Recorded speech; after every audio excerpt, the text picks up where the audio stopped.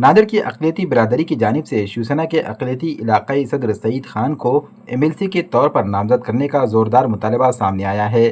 Shiv Sena Shinde group کے نادر اقلیتی cell کے ضلع صدر انور احمد نے ایک بیان میں نائب وزیر اعلیٰ ایکناتھ شندے اور سریکانت شندے سے مطالبہ کیا ہے کہ سعید خان کو قانون ساز کونسل کی رکنیت دی جائے۔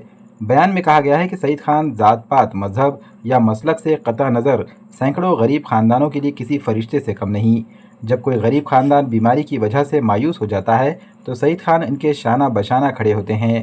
مریضوں اور ان کے ساتھیوں کو ممبئی جیسے بڑے شہروں تک پہنچانے، مفت رہائش، کھانے پینے کی سہولت فراہم کرنے سے لے کر علاج کے لیے لاکھوں روپے کی طبی امداد کروانے تک کی تمام ذمہ داری خود لیتے ہیں۔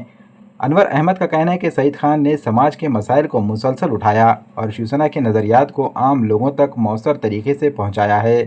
اگر انہیں ان کی خدمات کے اعتراف میں قانون ساز کونسل میں موقع دیا جاتا ہے تو اس سے مہاراشٹر کے اقلیتی طبقے کو ایک مثبت پیغام جائے گا اور شیوسینا کو تقویت ملے گی۔